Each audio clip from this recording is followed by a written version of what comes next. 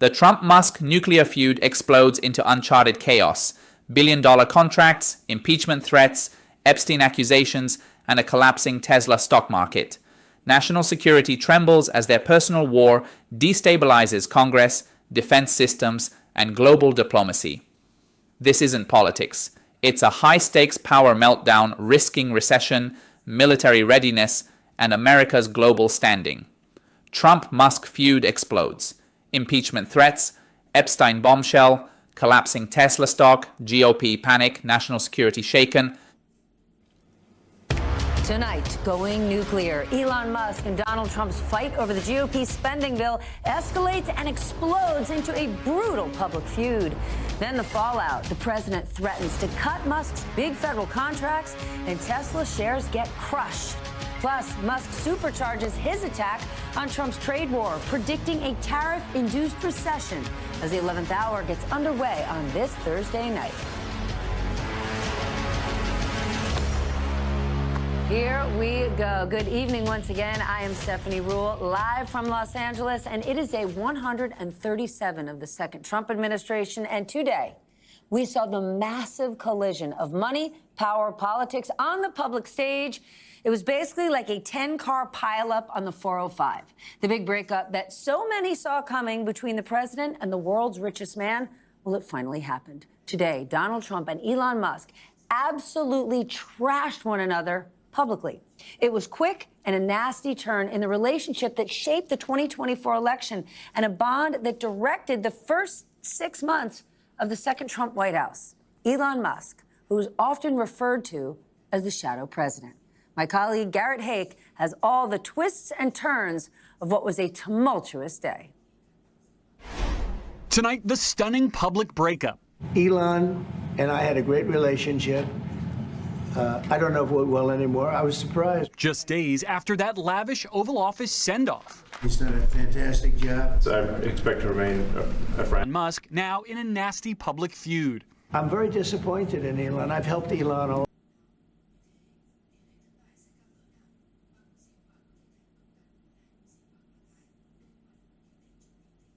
Cuts and eliminates taxes on tips and overtime. Musk slamming it, saying it spends too much.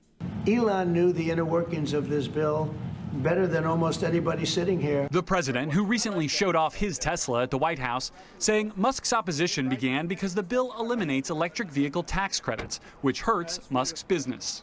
He had no problem with it. All of a sudden he had a problem, and he only developed the problem when he found out that we're going to have to cut the EV mandate. Musk responding in real time on X. False. This bill was never shown to me even once.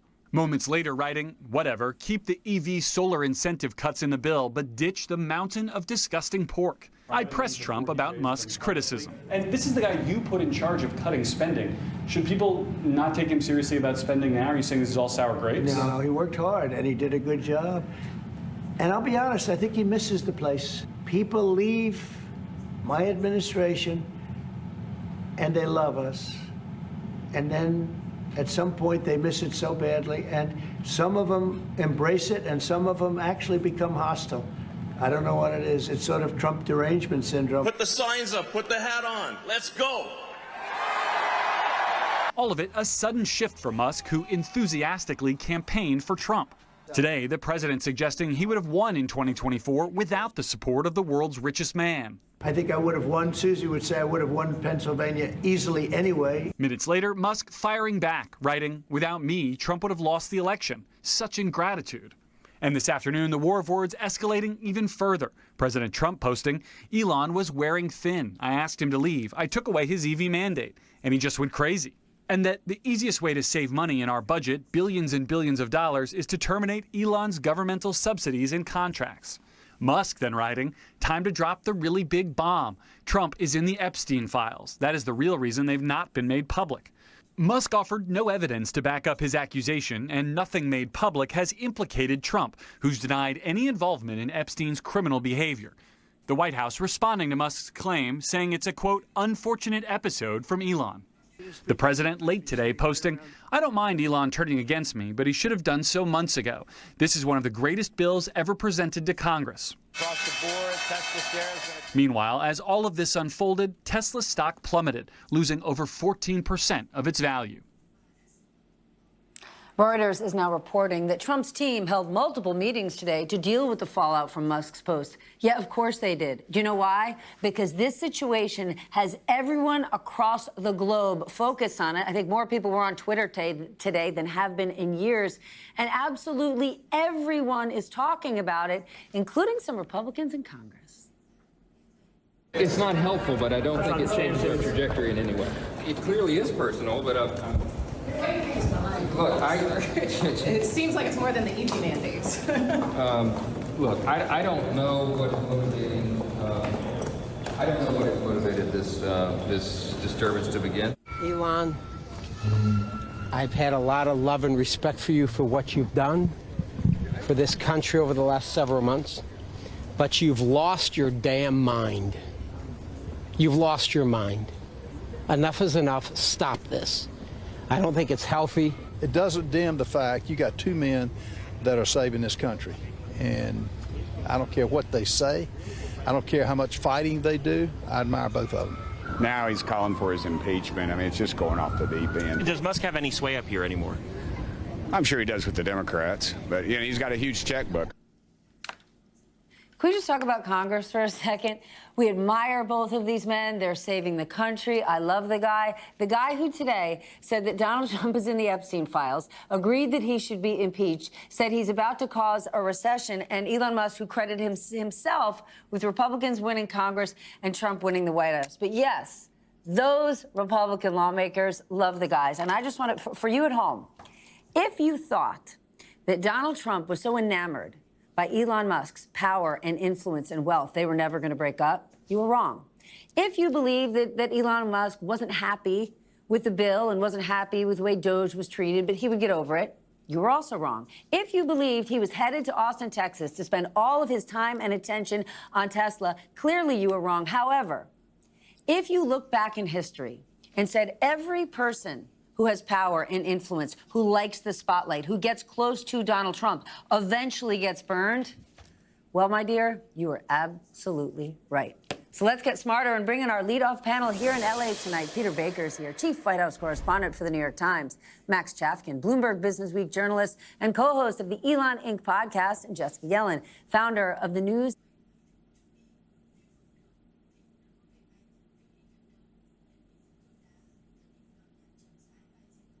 Started to unravel.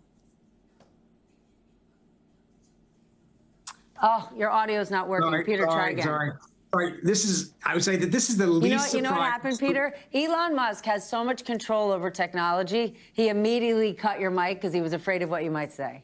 He did. He's got it. He's all over the place. No question about it. He's the man.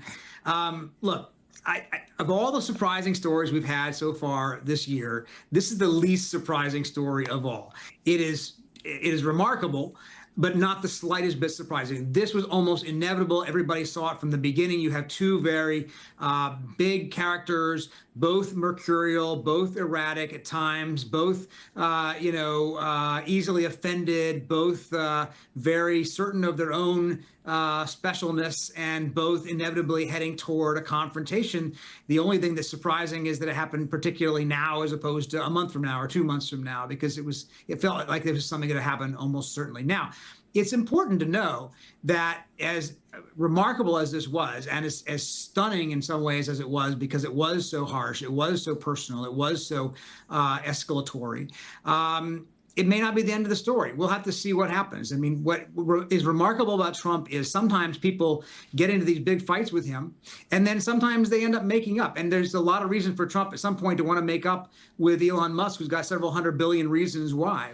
But we'll see. I mean, they are very, very unpredictable at this moment, and it's a big fissure within the Republican Party, because it's certainly true that Donald Trump relied heavily on Elon Musk last fall to win, and he's relied on him this year to enforce discipline among Republicans who were afraid of primary challenges funded by Elon Musk. But Peter, don't we actually just have to press pause and ask ourselves, and I know the reporting still has to happen, but what would cause the richest man on earth to suddenly go absolute scorched earth on the most powerful man on earth?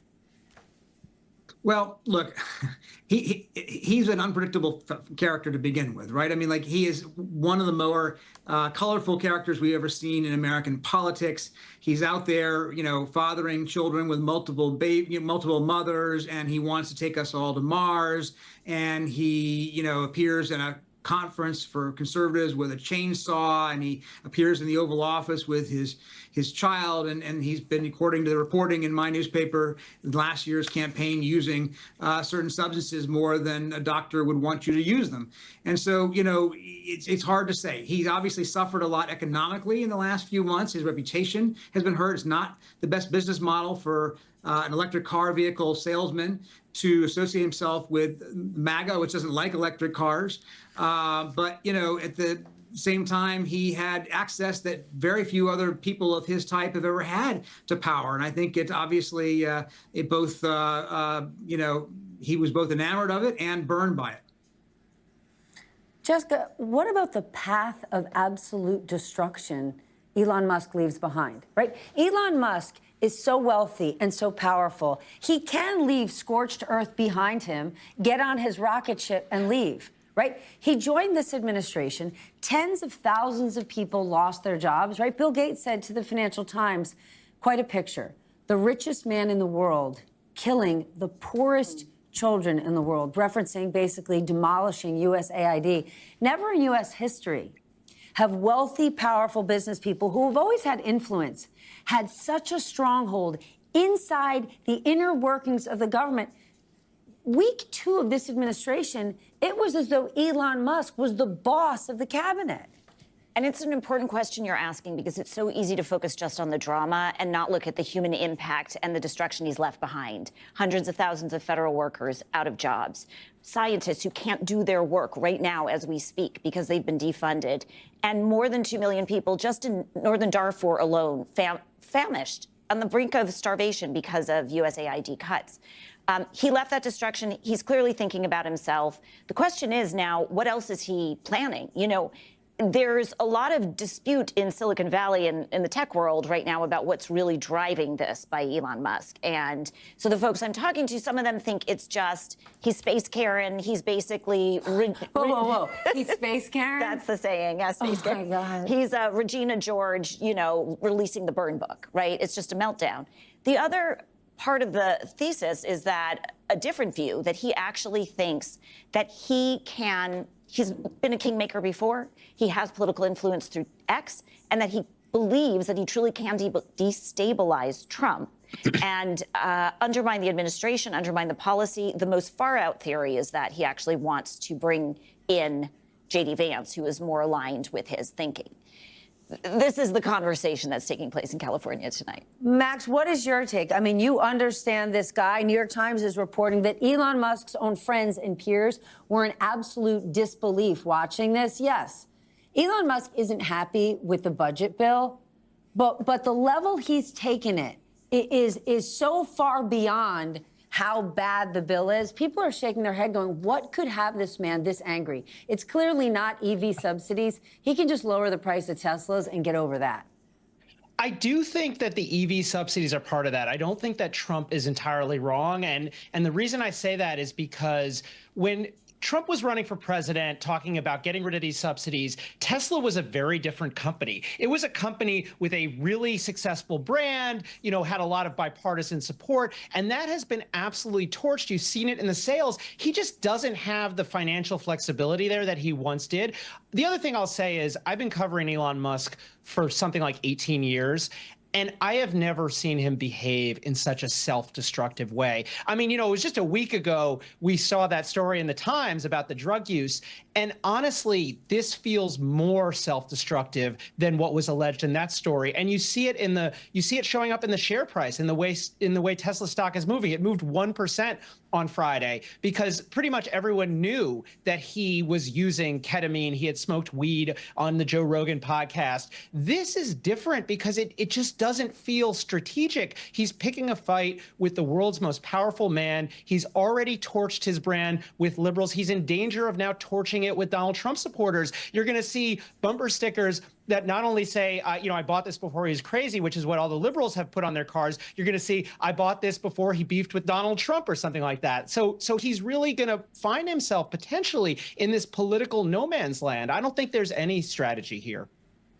A political no man's land, but isn't the next question, I mean, you cover Elon Musk, isn't the next question for Tesla? Remember, it was a week ago that the largest shareholders said, bring your tushy back to Texas and focus on this company 40 plus hours a week. He has already lost the original Tesla car buyer, because that original Tesla car buyer who cared about climate and the planet saw where he spent the money they gave him for their cars and gave it to help elect Donald Trump.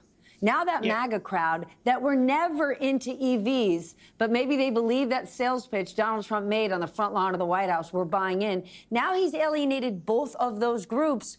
What are Tesla shareholders saying tonight? What's their board saying tonight as he's unleashing on the most powerful man in the world?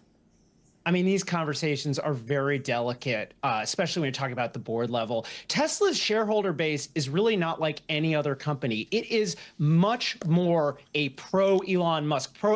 There is no way to separate Elon Musk from Tesla, especially when you're talking about the bulls. And the reason I say that is they gave him this gigantic pay package at a time, and we're fighting to keep the pay package at a time when he was doing all this destructive stuff.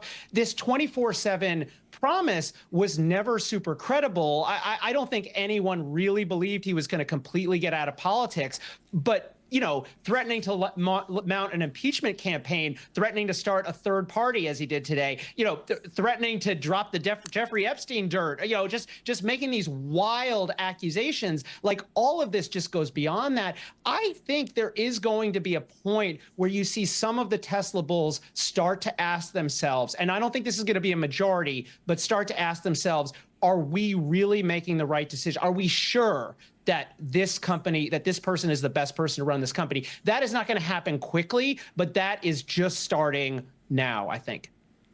All right, Peter, this is actually the question I want to understand the most. If Elon Musk and Donald Trump are actually at war, what's Congress going to do? Because if Congress believes that Elon Musk has deeper pockets and a longer timeline than Donald Trump does Trump lose political power and loyalty from Republicans in Congress? Well, I mean, we'll see. Obviously, we shouldn't make too many predictions, but at the moment, I think Trump has the upper hand when it comes to members of Congress. He is a proven, dominant force in the party. He has punished people successfully over 10 years who broke with him, whether they be Liz Cheney, Adam Kinzinger, Jeff Flake, Bob Corker, you name them. And Musk is, kind of, I think, seen by a lot of Republicans as kind of inconsistent and not necessarily somebody who has that kind of track record. They obviously don't want him to be against them, but Trump was the one who was directing things when Musk was on the inside. The question is whether Musk now continues to try to play a role in influencing Congress people as opposed to simply torching, Donald Trump on Twitter. If you're a member of Congress in a district where you might face a tough primary, you're not happy tonight because you don't want to be angering either one of these guys, obviously. One has the power of the base, the other has the power of the checkbook. But of the two, Trump, I think, has the upper hand right now with those members. Jessica, Elon Musk responded to a question on Twitter tonight where it was basically asking who's going to have more power, more influence over Congress. And he wrote, as they ponder this question, Trump has 3.5 years left as president, but I will be around for 40 plus years. Regina George, right? Look, I think I agree with everything. We're laughing about Regina George, but this is like global. This is the state of the. This is world order we're talking about here. That's what's so crazy. It is crazy. We are on the craziest timeline, and it's an interesting question because I agree fully with what Peter said, and also, if there is a growing faction in the House and the Senate that really doesn't want to support this bill, Elon Musk doesn't just have the power of the purse, he has the power of a platform that has big reach on X. And it is possible that he can continue to beat this drum. And if he's able to influence public opinion enough that some of the support falls, we could be in a different scenario, right? He could shift public opinion. I also think that there's another reality here to consider, which is a lot of Trump's sort of coalition is based on a Frankenstein grouping, right? A lot of the interests have different ultimate goals, and they're at odds with one another. And when you start to see one have a fallout, some of the other guys who are at odds also start fighting. We've seen this before. And I think especially as he continues to release pages from the burn book, if he stays on this course, it's a question, will Trump's coalition hold? Will he create a bit of an opening that others who might want to have some freedom take? Peter, can you just think about Doge's mission? First of all, the majority of the people who work within Doge are still inside the government, but tens of thousands of people have now lost their jobs. Agencies decimated, programs decimated, and there's Elon Musk now sitting in Texas attacking the president quasi-attacking him back. What do we say to the, what does tonight look like for all of those people who lost their careers, their livelihoods? Some people lost their lives in parts of the world. Yeah, it's a very serious consequence these last few months, because in fact, even if you want to say that the government is over subscribed and needs to cut back, that the deficit is too large, the debt is too large, this was clearly not the way to go about it, according to anybody who has any experience with the federal government. You don't simply take a chainsaw and start whacking away at agencies. It didn't actually cut enough money to make a difference, but it did cut a lot of people's lives. It did cut a lot of people's livelihoods, and it has a big impact overseas among people. There has big impact among people who are looking for a cure for cancer, people who are looking for scientists to fulfill some of these experiments that have now been cut off because of the sort of seemingly indiscriminate budget cutting. So, you achieve neither thing. You achieve neither the budget savings on a scale that you really need to achieve them in order to change the trajectory of the federal government, and you undercut a lot of the things that have been priorities for a lot of Republicans for a lot of years. USAID was a big priority for a lot of Republicans, including people like Marco Rubio, who thought this was soft power that helped the United States achieve its goals overseas. That's now obviously out the window. And I think that this, he's left town now, but he hasn't, his impact is not gone. Is this a cautionary tale for all lawmakers who take large sums of money from big money, because big money talks, and clearly Elon Musk gave a ton, isn't getting his way, and now look what he's doing. But this is our system. What do you do if you're then? Yes, it's a cautionary tale, and yet. But you know what? That's exactly it. It's a cautionary tale, and yet this is the system we have. Jessica, thank you so much. Max, thank you. Peter, thank you. When we return... Elon Musk and Donald Trump's brutal breakup spirals into chaos. Musk drops Epstein allegations, calls for impeachment, and warns of recession. Trump strikes back, threatening to cancel government contracts. Tesla stock crashes, GOP leaders scramble, and Congress faces political crossfire. Global attention intensifies as America's two most powerful egos collide. Well, you guessed it. We're going to continue with money, power, politics. And if you didn't guess it, you don't watch this show. Talking about the latest casualty in the escalating Trump-Musk battle royale. Tesla shares dropped 14%, with the company losing $152 billion in market cap after the president threatened to pull government contracts from Musk's companies. Joining me to discuss, Ron Asana, CNBC senior analyst and veteran Washington correspondent John Harwood. He's a distinguished fellow at Duke University and a columnist for Zateo on Substack. John, here's what didn't add up for me today.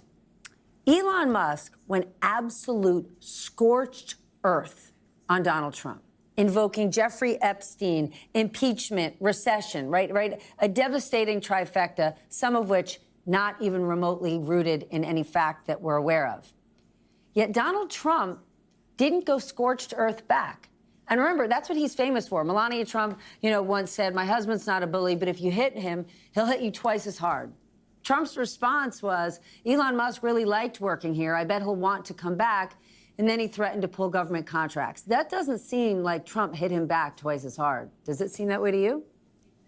Well, I think cutting government contracts would be a pretty big hit if he actually was serious about that and followed through.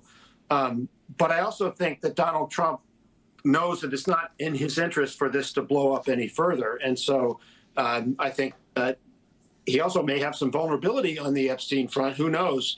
But I think Elon Musk recognizes that his time in Washington damaged him in a significant way in terms of his broader public image, in terms of the image of his company. Now the legislation that they're moving may take away tax credits that they value. So there are a variety of ways where he's limping out of Washington and not in a good mood. His personal life is also in an erratic kind of state. So I think he's more likely to lash out and escalate it. And I think Donald Trump knows that Elon Musk can make trouble with him, with his coalition. And so he's trying to tamp this down. It's not like going after an individual member of Congress. You're talking about somebody with a huge social media audience who's developed a lot of credibility with the MAGA movement and a ton of money as well. Ron, what were your biggest takeaways? Where you're going later in the show, I think, is one of the things I'm most concerned about. I mean, I know, Elon Musk suffered a loss of some money today. He's still worth in the neighborhood of $380 billion. So we're not going to shed a lot of tears for, whatever dollars he happened to burn in taking on the president. But when you look at Tesla, when you look at SpaceX, when you look at X and Grok, which is an artificial intelligence business that he's started, when you look at Starlink, you have all these different aspects of his business world that are deeply interconnected with the government. It depends. He could lose his contracts, or as he at one juncture warned earlier today, he could cut off access to some of these very important businesses that assist the U.S. government, both economically and from a geopolitical perspective. So that's really more what I've been keying in on. I mean, obviously the markets tonight, the futures are basically up as far as the stock market is concerned. Bond market's not doing anything. There's been precious little response, except for the minor downdraft we got this afternoon on Wall Street, to what's going on in Washington, which is surprising because this is larger than just, the way it's being handled on social media as some sort of Real Housewives spat, as opposed to something that has real life consequences, for many Americans and for the functioning of the U.S. government. But let's stay on one of those points, because Elon Musk says he is going to decommission his SpaceX Dragon spacecraft immediately. John, how big a deal is that? Well, it is a big deal under current circumstances if he were to do that. He's got a lot of, as Ron indicated, he's got a lot of control over aspects of the U.S. space program, as well as the U.S. military, which depends on the satellites he puts up in the air.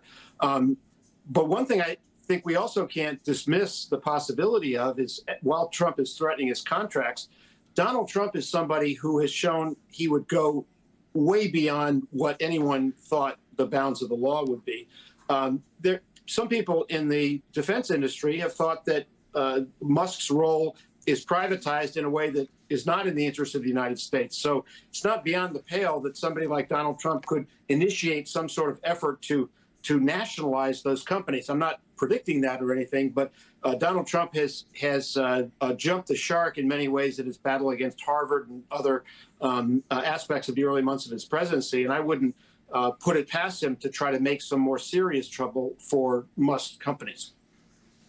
But Ron, if we actually look at policies and platforms, should we not be surprised here? What Elon Musk wants to do was never aligned with what the GOP in total want, right? Elon Musk showed up with an enormous influence and a huge amount of money.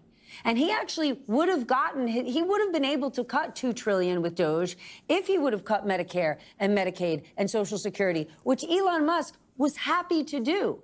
Right? He didn't make a mistake when he said he thought the Social Security system was a Ponzi scheme on Joe Rogan. He believes that, right? It's Congress who doesn't. So at the end of the day, wasn't this inevitable? Because Elon Musk might control his board, might control every business he has ever run, but he can't control every member of Congress, even if he has all that money, because they have to get elected by constituents. And when tens of thousands of people lose their jobs, when programs are cut, and now when so much worse is on the horizon, people say, no, we're done. Yeah, we're done, except Stephanie, we're still going to see some cuts hitting some of those very sensitive areas like Medicaid and like food stamps, which Congress is embracing, and in some congressmen, some senators are calling for even deeper cuts to these social programs, which are so critical to the existence and well-being of so many American families throughout the country. So on the one hand, Elon Musk made these promises of cutting $2 trillion over some period of time that were not kept. And certainly the cuts that they made were nowhere near that. And now you have the Congress and the president trying to fund a tax cut, which really is not going to stimulate the economy. It's just going to extend the existing tax structure as it is, and do so and fund it with cuts to critical programs in the United States. So on the one hand, Elon Musk wanted to cut all of it, but this White House and this Congress are cutting an important part of it. And so the break is surprising on one hand. The way it's playing out is surprising. But I think I don't think you can have two individuals like Donald Trump and Elon Musk in the same room at the same time for an extended period, irrespective of what's happening with policy in Washington. Gentlemen, we have to leave it there, but sort of what's most noteworthy, think about what happened today with Elon Musk and Donald Trump. We didn't even have time to discuss negotiations, conversations happening with China, who we are facing an extraordinary trade war with. We didn't even touch it. Gentlemen, thank you for joining me tonight. Elon Musk's scorched earth war on Trump escalates, invoking Epstein, impeachment, and recession fears. Tesla stock crashes 14%, wiping $152 billion. Trump threatens federal contracts but avoids full retaliation. Experts warn of risks to national security, defense ties, and social programs. The Trump-Musk fallout shakes Washington and global markets alike. Please care about this. My next guest says it is important to keep our military in mind while watching this Trump and Musk showdown play out. Earlier today, he posted this. My next guest posted the following. This is also now an open fight between the commander-in-chief and one of the biggest and most significant defense contractors in America. Our troops and military will be caught in the middle. America is less safe for it. Putin is thrilled and our enemies are celebrating. Paul Rieckhoff joins us, founder and CEO of Independent Veterans of America. Joins us. He is also the host of the Independent Americans podcast. Paul, talk to us. Steph, right now, in 1944, D-Day operations were underway. Right now, American and Allied forces were jumping into Europe, and we had an allied country and an allied force that was taking on the worst enemies that a generation had ever seen. We were united in opposition against our enemies. Right now, we've got the commander-in-chief, the guy who has control of our nukes, in an open public battle with not just the richest man in the world, but a key defense contractor who's got over $9 billion in contracts. It's SpaceX, it's Starlink, which has a contract with Special Operations, with the Air Force to provide satellite support. And they are now in an open fight. Now, I think, Musk should have been reviewed on his contracts a long time ago, especially after he called a sitting member of the Armed Services Committee, Senator Mark Kelly, who's an astronaut and Navy vet, he called him a traitor. I said at that point he had crossed the line. But this now puts all that at the forefront. Our troops are again in jeopardy. Our alliances are concerned. And our enemies, not just Putin, but around the world, are celebrating. What do you mean when you say that? Why are they celebrating? Because America's at war with itself. This is a guy that was standing next to the president just a couple of weeks ago, and they were talking about doing deals. Their businesses and their lives are intertwined, and now they're holding each other hostage. It's kind of like mutually assured destruction.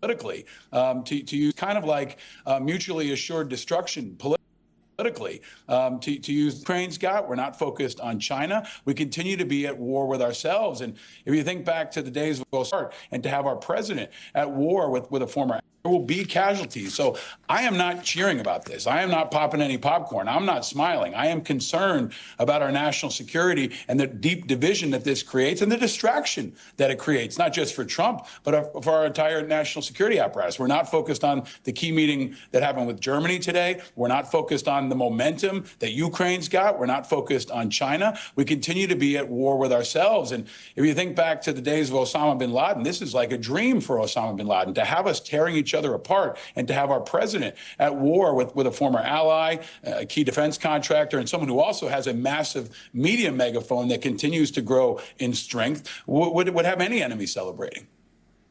Can you remind us specifically of how big a role his companies play in our defense? I think people just think Elon Musk, he's the Tesla guy, he's the Twitter guy.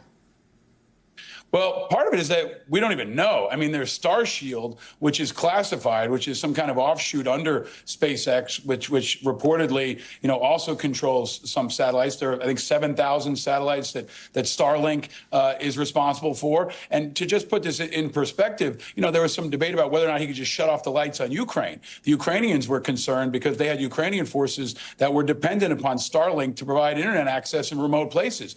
If Musk wants to shut the lights off on Starlink because he's mad at Trump, what does that mean for our Special Operations Command? What does that mean for the Air Force? This is what Congress, and especially the national security leaders and the Armed Services Committee, I think should be focusing on right now, if not tomorrow. This has our national security at stake. It's making us all less safe, and we don't know how far it goes. So one of the first questions I would be asking is, how extensive are his defense contractors? The public has a right to know. There needs to be oversight, and we need to know if it's putting our men and women in uniform at risk. He doesn't just do business with the U.S. government. He does business with governments around the world. How concerned are you if Elon Musk is now an enemy of the president, if he's gunning for the president, figuratively, not literally, which he seems to be today? How concerned are you with his close relationships with foreign governments? Some are allies, but some are our enemies. I'm concerned about all of it. I mean, we're always concerned about people's alliances. I mean, this is the danger of President Mayhem. This is kind of the worst of what we could have imagined coming to pass. I mean, we're concerned about the fact that we should be concerned about the fact they're both fighting each other much more ferociously than they've been fighting Putin for the last 6 months. We know about Musk's extensive business operations within China. What about that? I mean, China is the most formidable adversary we have on the planet right now. And if Trump hypothetically wants to flip sides, yeah, we've got a problem here. So I think it's all intertwined in a very dangerous way. This kind of oversight, especially around Musk, is long overdue.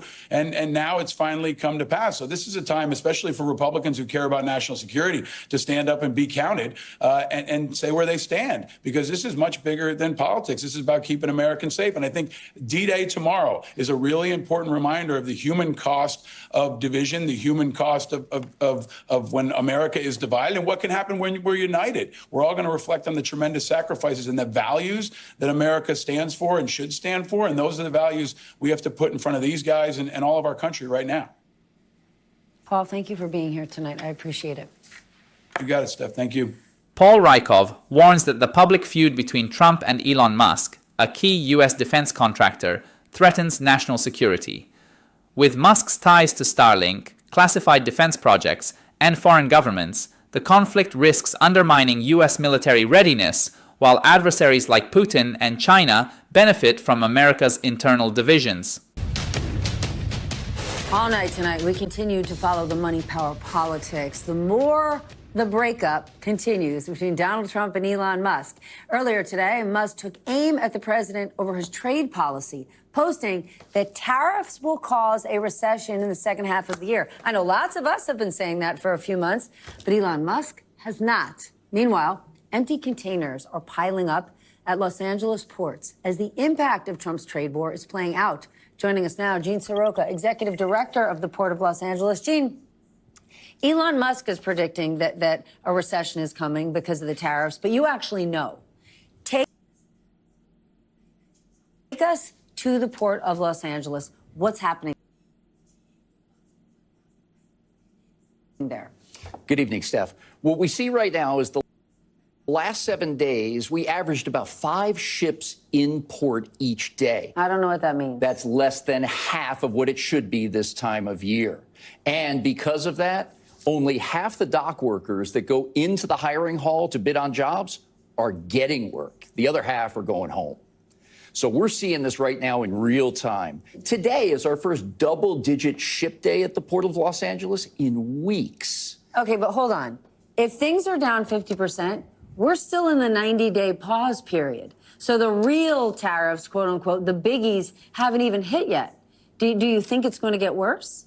It could, and it just depends on how we land on 20-plus countries worth of negotiations right now that the U.S. Trade Representative has on his plate.